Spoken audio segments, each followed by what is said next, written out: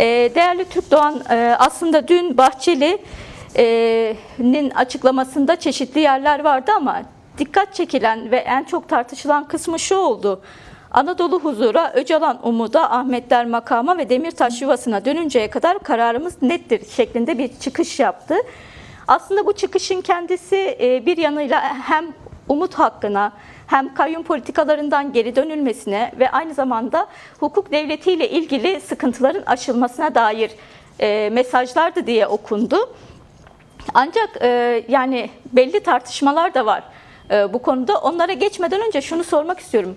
Yani Suriye'de ortaya çıkan, Rojava'da ortaya çıkan resim bugün Bahçeli'nin bu açıklama yapmasında nasıl etkide bulundu? Birinci sorun bu. İkincisi de şu, aslında iç dinamikler açısından da tartışmak gerekiyor. Bu hani Suriye ve Rojava'nın etkisi dışında iç dinamikler bu açıklamayı yapması için nasıl bir noktaya çekti Bahçeli'yi? Ya tabii biliyorsunuz meclis komisyonuna partiler raporlarını sunmuştu. Özellikle AK Parti bir Suriye şartı getirmişti. Bunu çok eleştirmiştik. Çünkü bu süreç öncelikle Türkiye'nin kendi süreci. Sayın Öcalan'ın 27 Şubat 2025 çağrısı Türkiye'de bir barış ve demokratik toplum sürecinin başlatılarak yürütülmesine dair bir çağrıydı ve gereklerini de yerine getirmişti. Dün Sayın Bahçeli'nin açıklaması ve ondan bir gün önce Sayın Cumhurbaşkanı'nın kabineden sonra yaptığı açıklamalar geçici Suriye yönetimi ile SDG arasında 30 Ocak'ta imzalanan ve 2 Şubat'ta yürürlüğe giren mutabakatın Türkiye tarafından da kabul edildiğini ve desteklendiğini göstermektedir.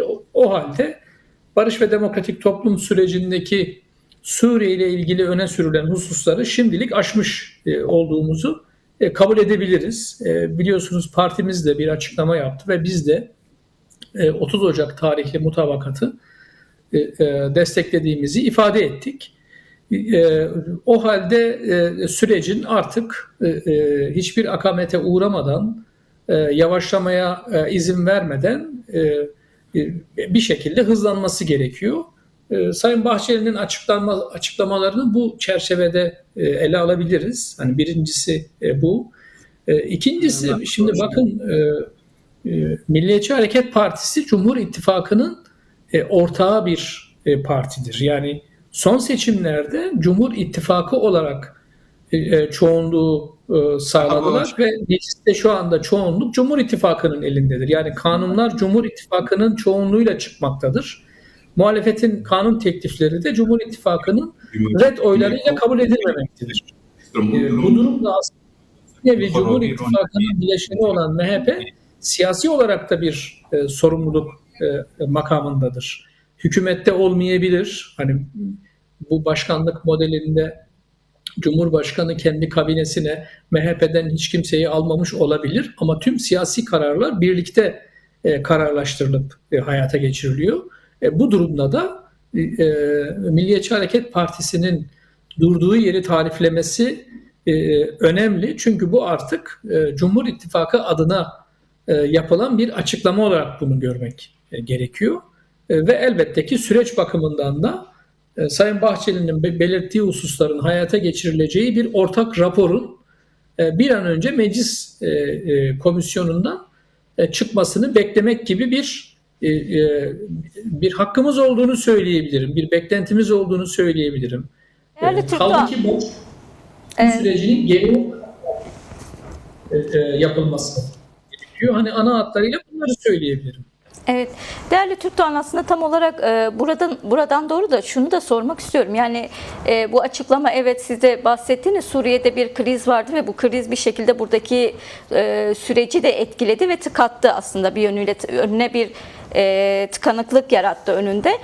Şimdi hani bunun aşılmasıyla ilgili bir süreç olduğundan siz de bahsediyorsunuz ama Bahçeli'nin bahsettiği formül içerisine baktığımızda aslında bir sınır da belirtiliyor gibi bir durum var mı sizce? Yani bu süreçle ilgili, evet, umut hakkıyla ilgili bir tartışma var diye söylüyor. Aynı zamanda kayyum politikalarının geri çekilmesinden bahsediliyor ve belli hukuksal anlamda atılan yanlış kararlardan dönülmesiyle ilgili bir vurgu var. Ama barış ve demokratik toplum sürecinin kendisi aslında başından beri barışın toplumsallaşması ve bununla ilgili taleplerin siyasallaşması ile ilgili bir süreçti. Evet, bir temkinlilik vardı. Ancak Bahçeli'nin bu açıklaması bu süreci daraltan bir yaklaşımı da sergilemiyor mu sizce? Yani şöyle ifade etmek gerekiyor. Biliyorsunuz umut hakkı tartışmaları çok yapıldı. Umut ilkesinin hayata geçmesi konusu. Bu konuda Avrupa İnsan Hakları Mahkemesi'nin Sayın Öcalan'la ilgili 18 Mart 2014 tarihli kararı mevcuttur. Ve yine Avrupa Konseyi Bakanlar Komitesi'nin en son Türkiye'ye 17 Eylül 2025 tarihli çağrısı vardır. Hani umut ilkesini hayata geçirin diye.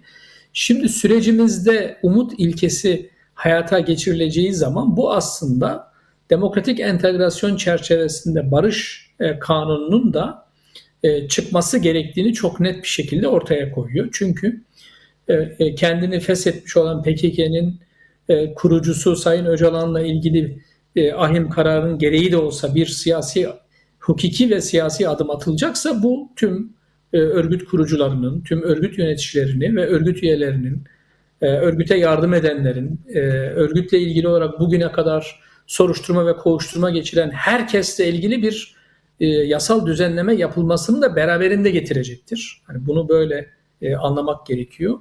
Bu açıdan bu önemlidir ki biliyorsunuz her parti bir geçiş dönemi yasası veya bizim demokratik entegrasyon çerçevesinde barış yasası dediğimiz yasanın çıkması konusunda görüşlerini ifade ettiler. Şimdi diğer hususlar zaten bu sürecin önemli noktalarından bir tanesi Sayın Öcalan PKK'nın fesli ve silahlı mücadelenin sona ermesiyle ilgili tutumunu ortaya koyduğundan beri bunu gerçekleştirdi bakın. Yani Türkiye'de son bir yıldır çatışma yok. Yaşamını yitiren insan yok.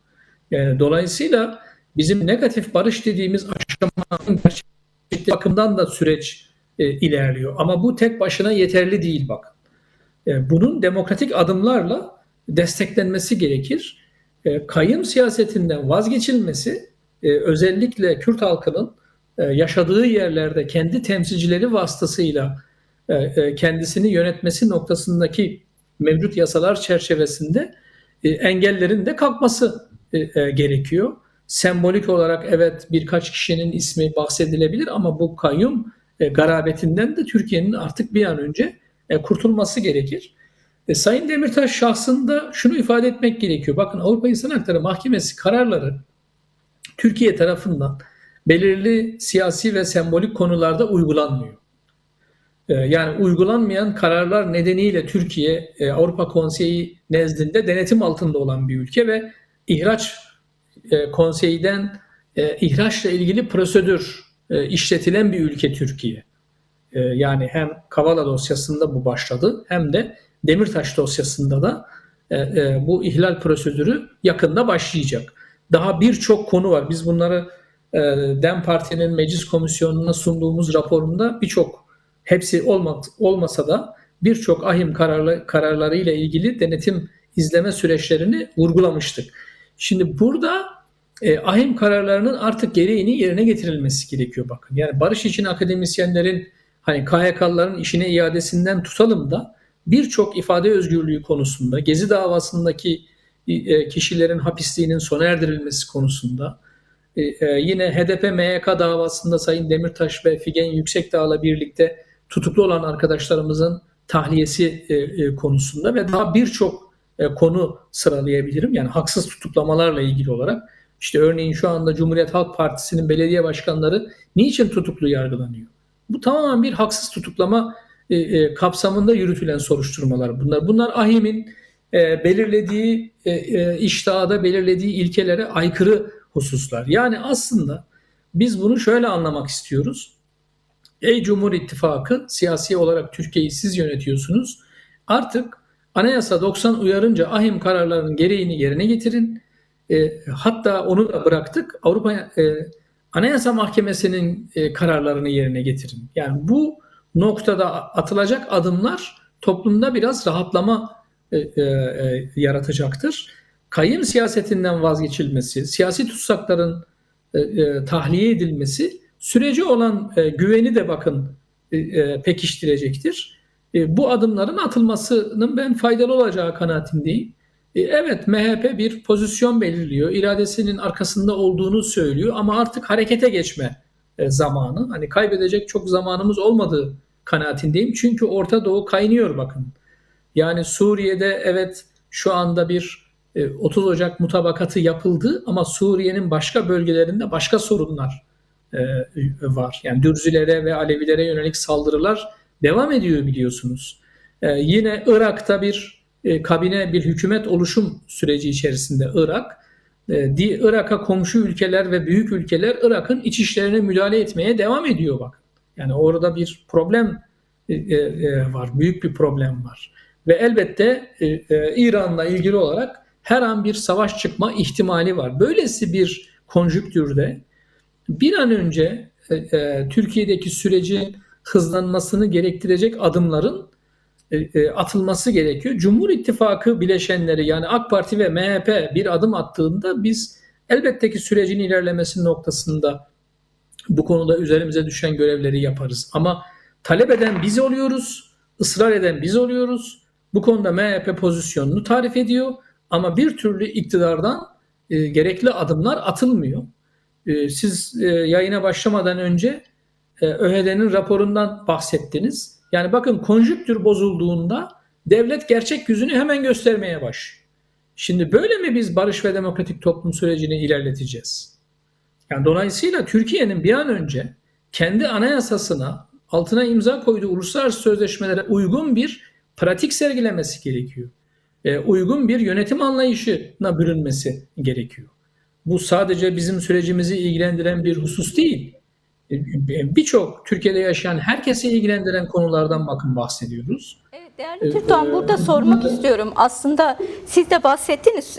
Yani iktidar şu an özellikle Erdoğan ve temsil ettiği kesim açısından süreçle ilgili sürekli ikna edilmesi gereken kesimmiş gibi, sürekli ikna edilmesi gereken tarafmış gibi davranıyor ve adımlarını da görüyoruz. Yani siz de bahsettiğiniz bir denge bozulduğunda nasıl bir karşılık ortaya çıktığı da görülüyor. Şunu sormak istiyorum. Sürecin hızlanması ile ilgili belli adımların atılması gerekiyor diyorsunuz. Çok kısa olarak aslında dün Bahçeli'nin açıklaması sonrası gündeme yeniden gelen, daha doğrusu daha sık tartışılan Kürt Siyasi Hareketi aslında bunu sürekli tartışıyordu.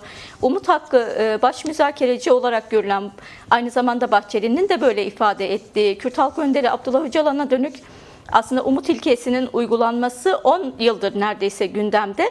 Ancak hem süreçle ilgili tartışmalar devam ederken hem de hukuksal bir hak olmasına rağmen umut hakkının bu kadar siyasi bir malzemeye dönüşmesi sizce ne anlama geliyor ya da bunun ortadan kalkması için ne yapılması lazım?